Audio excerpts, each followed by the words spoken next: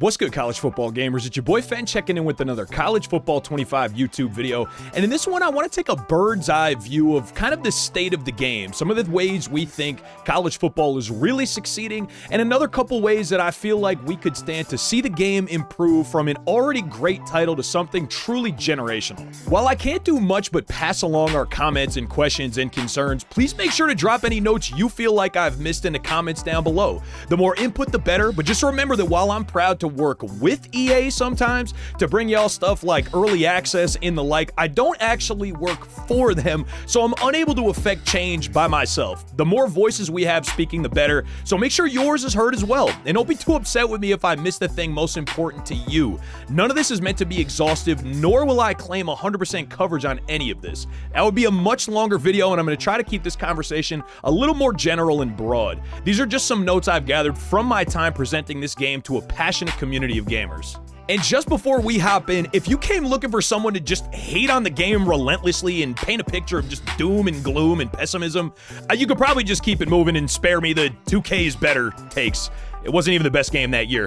My goal here is balance. The game is already good, it's fun, and it also has the potential to be even better going forward, and that's where I'm coming from.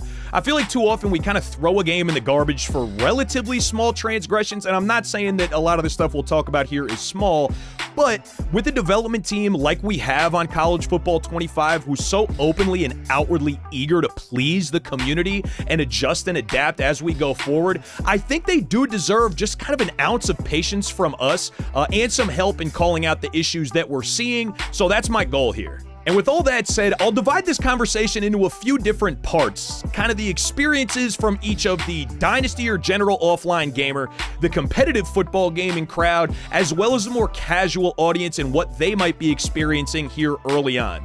To start, the offline gamers. And let's open up with the positives. Recruiting in Dynasty is awesome. It's detailed, it's complex, it's nuanced, and it gives us so much variability to experiment with. I've heard from plenty of folks who've been enjoying just the recruiting bits of Dynasty, and honestly, I don't blame them. There's a lot to love. The satisfaction in landing a big recruit you had to sway into a fourth interest and then just send a Hail Mary of a hard and soft sell, it's exhilarating, it's satisfying. One of the notes we got about launch weekend from EA was lots of Dynasty is meant to be dynamic and fluid and to some degree unpredictable, and I think they've nailed that. And the challenge from Heisman difficulty is spectacular, if not indeed excessive, but that high ceiling of AI play will lend itself to longevity and keep players engaged for longer. Coachability trees feel complicated and satisfying in a similar way. Choosing what's important to you in creating your coach the way you want lends itself to one of the main points the developers want us to experience, that two players using the same team will end up with pretty drastically different Dynasty experiences. There's so much to personalize, and I think it's pretty clear that this mode is the gem of the title and has generally overperformed expectations. Yes, there are bugs. We're going to get to that in just a second. I think Road to Glory will be really able to spread its wings a little more so once we can import our players into Madden and continue our careers on a virtual gridiron. And the addition of stuff like solo seasons to College Football Ultimate Team gives a traditionally pay-to-play and almost exclusively online mode some legs with offline gamers. The foundation for solo gamers is absolutely solid, as we hoped it would be. And now from a more critical lens, there are plenty of pretty annoying bugs and glitches I think are hindering what will wind up being an excellent football gaming title by the time all is said and done. Of course, primarily for me is the visit bug in Dynasty. If you've had trouble scheduling prospects despite being in their top 5 and them being available for a given week, not only are you not alone, but it's happening a lot. I'd say as half of my prospects that I meet requirements for, I can't actually schedule a visit at all, and it's really annoying and feels like handcuffs when you're in a sweaty race for a prospect. I would indeed expect this to be fixed in the first real title update we get, though I don't know for sure. I think we've all also noticed the weird things happening with sim logic.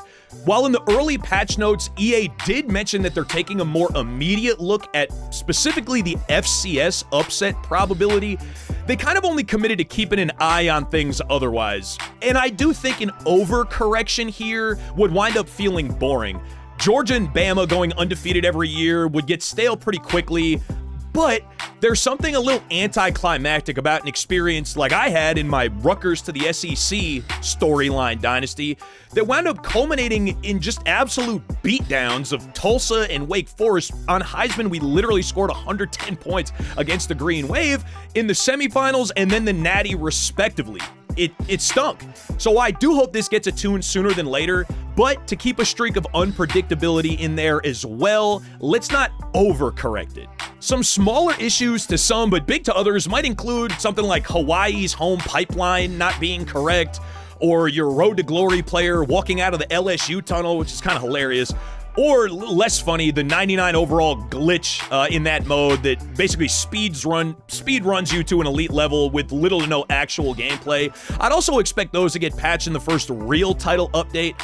They mentioned in the notes for the mini update that we got that there was a small chance of a freeze, basically if you move around Super Sim too quickly.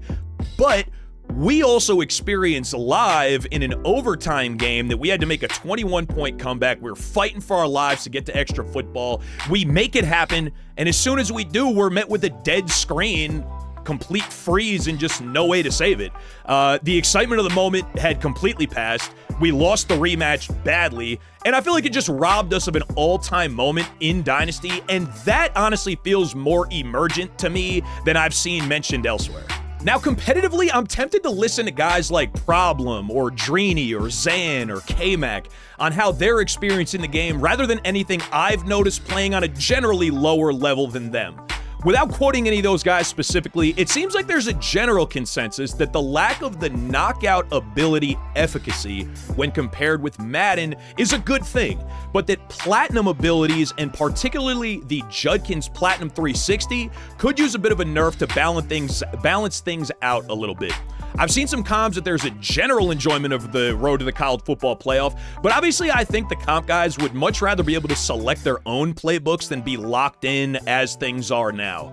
Leaderboards reflecting the actual quality of play rather than just strictly how many games you could grind out is also a huge positive. I know in Madden we used to see the top players just be about 500 with like 10,000 games played, and that wasn't fun for anybody.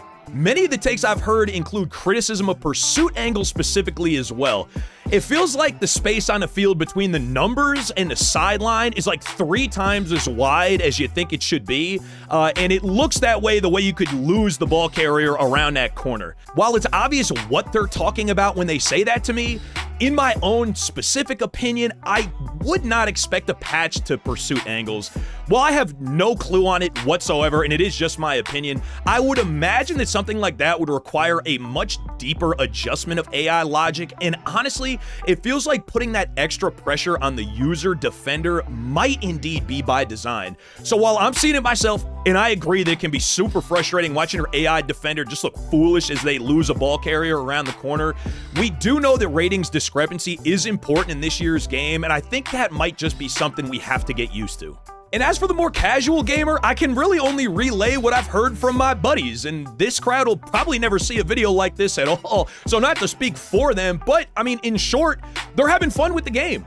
Recruiting does feel pretty daunting to a gamer just kind of looking to pick up the game and be successful pretty early, but we have features like auto recruit or the option to speed up your coach progression in settings that I feel like helps level the playing field enough to not really leave anyone in the dust, and I've heard nothing but positive things about a more casual gaming crowd.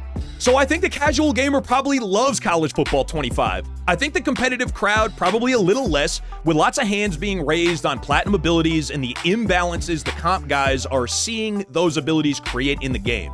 And I think the Dynasty or offline gamer generally has so much to keep us happy and entertained, with a notable, albeit relatively small number of really meaningful changes that could take this from a great football gaming title to something I really think could be called generational. And I know I didn't hit on every single thing that is both great and less than great about the game. Like I said, that would have been a much longer video, but my goal was to provide some more high-level successes and opportunities for improvement that I've seen the most comms about so far. As always, please leave me your comments, questions, and concerns below. I'm all ears and happy to learn anything that I'm missing. I hope you enjoyed the video.